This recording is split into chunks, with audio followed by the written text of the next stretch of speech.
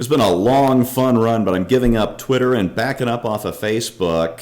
Not for the things you can't say on those platforms as a conservative, but for the things it encourages everybody to say. Hey, everybody, I'm Steve Green with Bill Whittle and Scott Ott, and this is a right angle on anti-social media, as I've come to understand it, brought to you by the members of BillWhittle.com. Gents, two things caught my eye just to this morning and last night, and it cemented a feeling that's been brewing for a long time that I don't belong on social media anymore, and I really don't think anybody does.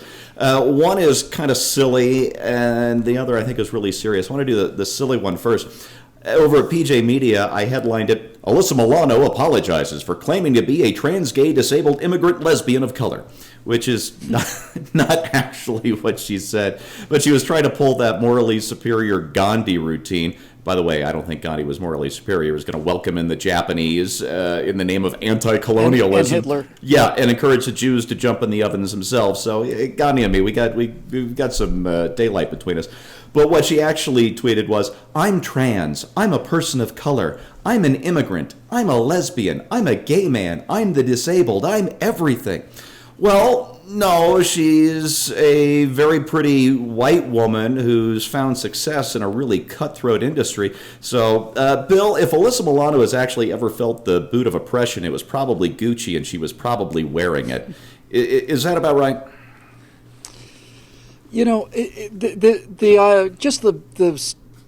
yet another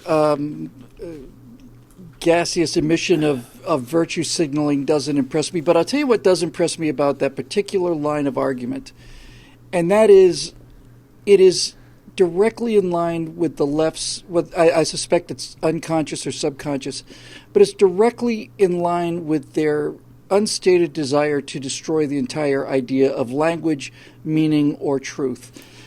For her to say these things is to claim that they don't exist. That's really what it comes down to. If everything is everything, then nothing is nothing. It's just a mash. And so to say that she's all of these things, I know where she's coming from rhetorically. Yeah. I get the rhetorical spin on it, and but it does reflect this idea that I am what I wish to be, and I think it was. Have you guys ever see Ultra Spiritual Life with JP? No. Oh boy. Yes, the guy with the long red ponytail. Yes. Yes, he's a genius at mocking these people, and he's wearing a white lab coat, and he says something to the effect of, I'm going to be performing the surgery on you today. And the guy says, well, I don't even know if I need surgery. Where'd you go to medical school? And he said, no, it's okay. I identify as a surgeon. and that's basically it. It's ultimately a form of this kind of arrested childhood that seems to be the mark of progressivism. This stamp your feet ability to say, I want this to be true, and I'm going to keep having a temper tantrum until it becomes true. Well, you're none of those things. And for you to say that you are is to basically destroy your entire ideology, which is about your entire progressive ideology is the idea that a white woman can't possibly know what a black woman's experience would be like, and a straight woman can't possibly know what a gay woman's experience would be like, and an abled person can't possibly know what a disabled person's life would be like.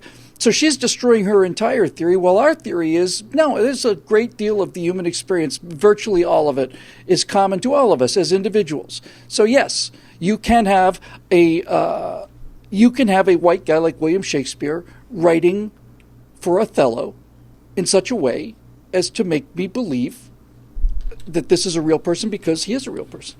So, what will these people not do for attention? Steve, is she being slammed for appropriation now? Are they saying that's the thing. She was forced to apologize. Of course she was. By the very people she was claiming to be. She claimed to be more victim than she was. What was it after? Was it after 9/11 when somebody said we're all Americans now or something like that? Yeah. I can't picture somebody, after some sort of tragedy going, well, Bob, we're all homosexuals now. Yeah, and will they send us somewhere special? But Scotty's right. She's trying. That's really what she's trying to do. She's. It's. We have in the conservative world, we have this idea of stolen valor, where civilians dress up as soldiers in order to get all the admiration and the acclaim, and they claim they're on SEAL teams, and real soldiers go and unmask them, and it's a pleasure to watch. This is stolen victimhood, and that's why they're angry. She's elevated herself by several different orders of magnitude of victimhood, and she only gets to claim the woman one. She's white, she's rich, she's straight, she's all these other things, so no wonder they're very, very upset. Yeah, 20 years ago when it was just first on the air and still kind of funny, Will and Grace played this up over a board game where Grace tried to play the woman card, and Will said, "Oh, you can't play the woman card, or I'll play the gay card." And we all know the gay card trumps the woman card. And then Grace comes back and says, "Well, if you do that, then I'm going to bring out my friend who is a wheelchair-bound lesbian of color," or whatever the whole extreme thing was. And so this has been going on for a long time, and social media just makes it unavoidable. What was funny in Manhattan 20 years ago is now a social malady across Twitter. Scott, speaking of social maladies, and I suspect this one's going to open up just the whole field of discussion, although I'm directing this to you. There's another gentleman, I'm not going to say his name, who was responding to a Twitter, a query on Twitter about how parents really genuinely feel about parenthood. And I read this to you on the backstage. I'll do it again for our other viewers. He answered this query with, "My wife and I originally wanted 3 kids, had one, decided after a few years that 1 was plenty. Though I love my son, I now A, know myself well enough, and B, know the challenges of parenting well enough to say that having a kid is probably my biggest life regret, and my wife concurs." We're human beings, we're flawed, we think and feel things we think maybe we shouldn't, but social media encourages us to share these awful things publicly. How can you put that poison out there where your kid might see it, probably is going to see it? Yeah, it's one thing to express sentiments like that in a very small group, like a prayer group at church or something like that, and say, you know what, we're having a really hard time with things here. Parenting's hard. We had this child, and while there are many great things about it, I found that I feel like it's a terrible mistake. And then you're in a nurturing culture there where people can help you through that process, because everybody has doubts.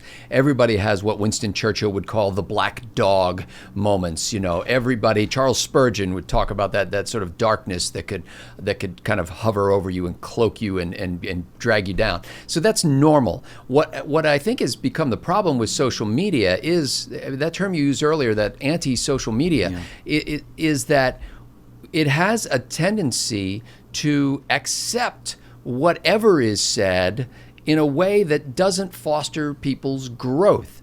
Like in a small group setting, your prayer group from church, they're not all going to go, "Oh yeah, who doesn't wish they never had kids? Yeah, I wish. Can we come up with a plan to get rid of these kids? Nobody's going to...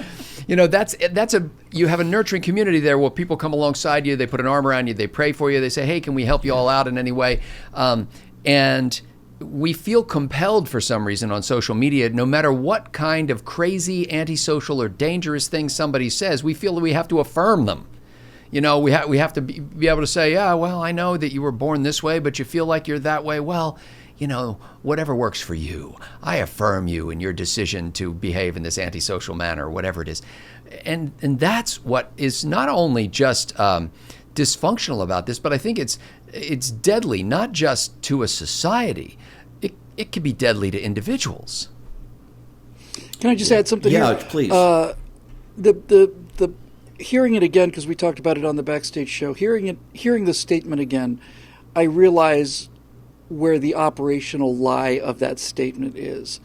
And it's here. He says, "I love my son, but he's the biggest regret of my life." You don't regret things that you love. You just don't. Yeah. The things that you actually love are the great joys of your life. So when he says, "I love my son, but it's one or the other. Which one am I going to believe? And I believe no, this is the biggest regret of my life. So I think Child Protective Services needs to get in there and make 5 people very happy. You make this guy and his wife, who think it's the biggest regret of their life, you make them happy by taking the child out of there. You make adoptive parents delighted because they finally have a child for them to love, which is what they've been wishing and praying for months or years. And more than anybody, you make the child happy, because if you think you can suppress these attitudes towards, it's not a question whether the child reads the tweet. If you think that the child doesn't know that you, mom and dad, consider him to be, or her to be, the greatest regret of your life, then you're nuts. Make 5 people happy and get that kid out of there. Bill, what you just said. Yeah, I mean, just try to imagine that in a different context.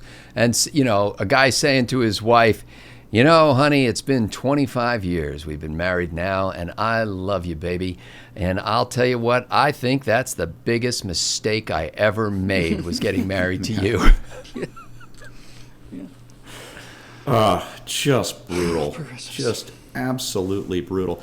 As I was saying to Scott when I set up his question, we're human beings. We are all flawed. None of us is perfectible. That's just not on our nature, unfortunately. And any attempts to perfect man ends up being worse than our actual flaws. But we have things. We have speed bumps on our road down awfulness. We have our churches, we have our families, we have things like civic duty that act as speed bumps to keep us from speeding along these sometimes awful paths that our minds say, oh yeah, do that, oh yeah, say that. But these speed bumps slow us down, make us pause, make us think, make us reconsider, and maybe not share that really dumb or awful thing that we just thought or felt. Problem with social media is, instead of speed bumps, it's like a water slide. Ooh, that looks fun! And you just fly down that thing, and instead of a little wading pool to splash into at the end, you find you're in shark-infested waters, and you're laughing all the way down. So that's why I'm done. I still have to read Twitter because I get a lot of leads there for work, but if you're looking for me there, you're going to have to look elsewhere, and I'm going to miss a lot of good people. But I'm not going to miss things like this. So that's your right angle on that. I'm Steve Green for Bill Whittle and Scott Ott and the members who make this possible. If you like us, click on over to BillWhittle.com. We'd love to have you on board as members. Thanks for watching. We'll see you next time.